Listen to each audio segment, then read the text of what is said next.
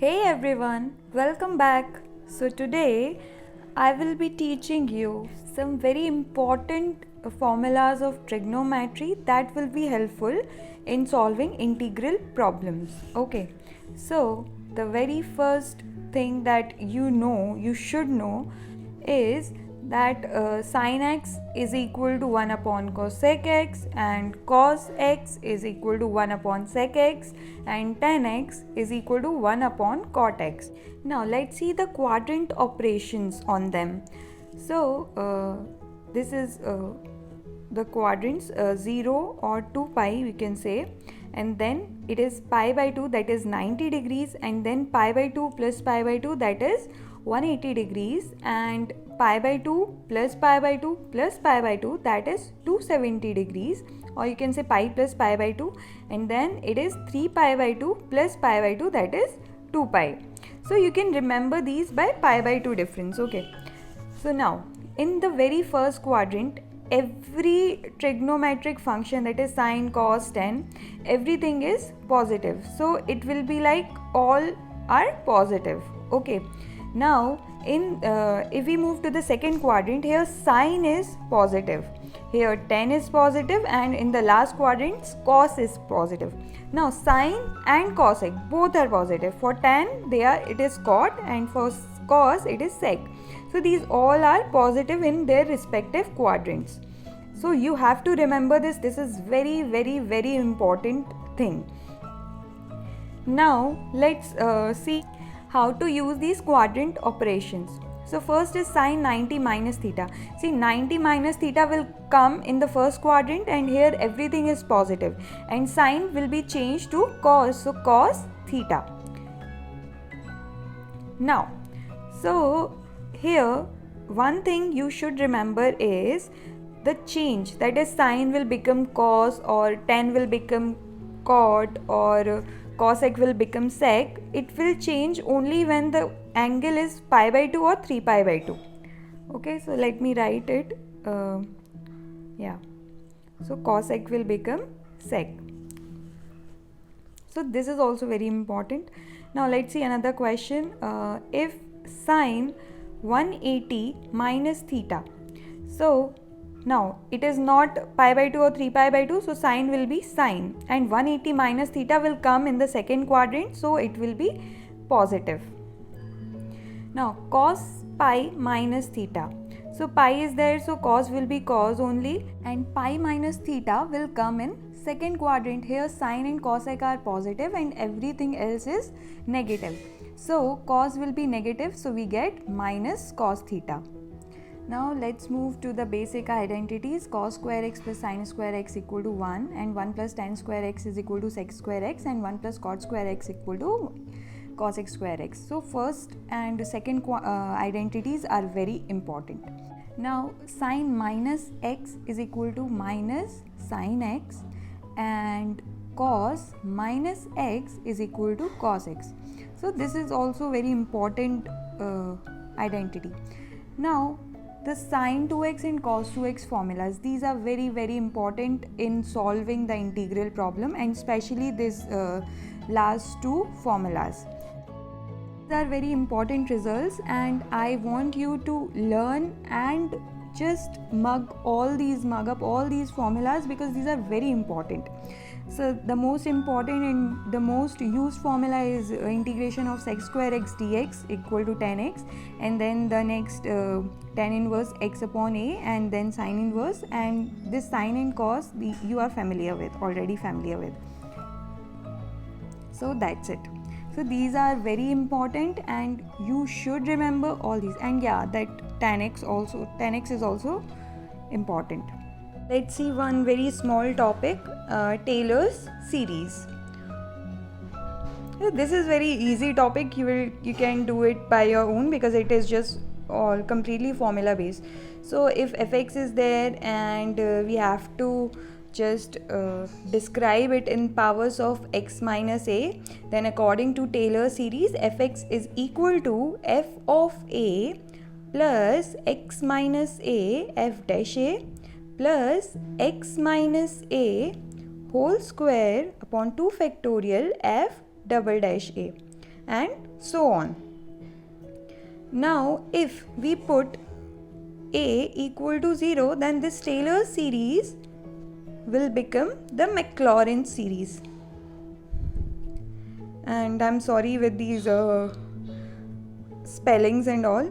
So Taylor will become Maclaurin series. So the fx will become, fx is equal to f of 0,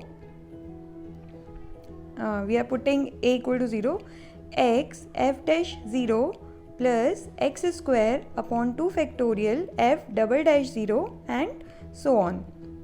And in GATE you will be asked what is the coefficient of x square or x cube or something like that. They will not ask you directly. Now the very important results that we got from Taylor series is cos x is equal to 1 minus x square upon 2 factorial plus x to the power 4 factorial and minus x to the power 6 factorial and so on.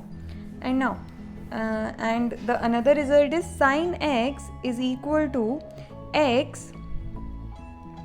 So sin will have the odd powers, okay. So x minus x cube plus x to the power 5 upon 5 factorial minus x to the power 7 upon 7 factorial and so on. You can just prove it by your own by using the Taylor series formula. Now e to the power x is equal to 1 plus x square upon 2 factorial plus x cube upon 3 factorial plus and so on. Now you are already familiar with multiplication of two functions and their integration. It is first into integration of second minus differentiation of first into integration of second to the whole integration. Now this you and we how to decide that what is first function and what is second function. We use ILATE. So here I is for inverse function, that is sin inverse x, or then log function, then arithmetic function like x square or something, trigonometric sin cos, and exponential e to the power something function. Okay, now the result from this function is Leibniz rule. Now Leibniz rule is some kind of a shortcut of first method, but here we have some restrictions. So u and v is equal to u, that is first function, into integration of second, now minus differentiation of first into integration of second, then plus differentiation, double differentiation, and then integration of third, and then minus again we are again differentiating it and so on. So here plus minus will be there. So now u should be x to the power n function, and so we are restricting it, and we can have the values of e to the power ax or sin ax or cos ax. So it is restricted to some special functions only. Now let's see one question. It is integration of x square into e to the power 2x and dx. So let's use Leibniz rule. We can use the first rule also, but Leibniz rule is helpful here. So u is x square and y is e to the power x, v is e to the power 2x. Okay, so now according to the Leibniz rule we have to find now first function as it is, then integration of second. So e to the power 2x upon 2, now minus x square, differentiation of x square is 2x, and then e to the power 2x upon 2 will be 2, and then again other 2. Now 2x will become 2 and e to the power 2x will become e to the power 2x upon 2, so we will get 8, 2 into 2 into 2, and again if we differentiate 2 we get 0, so end of this cycle. So you can now easily solve it. Now let's go back to our school time. So a upon ax minus 1 dx, how to integrate it? So we use the substitution method, that is ax minus 1 will be put as t and then differentiating both sides, so we get a dx is equal to dt, and now a dx we okay, so we have already written it. Now so a dx we are putting the value of a dx in this function, so we get dt upon t. Okay, so now it is easy, log t and log and in place of t we write ax minus 1. So this is it. Okay, so this is very easy, right? So let's make some formulas to remember all these kind of questions. So we don't have this much time now, so we have to use the formulas instead. So integration of f dash x upon fx dx will be equal to log fx. Simple. So you can apply this formula to the above question, you will get the answer. Okay, now second, if fx to the power n and f dash x dx, then the formula will be fx to the power n plus 1 upon n plus 1. Okay, now the third formula is integration e to the power fx and into f dash x dx is equal to e to the power fx. Now fourth, integration of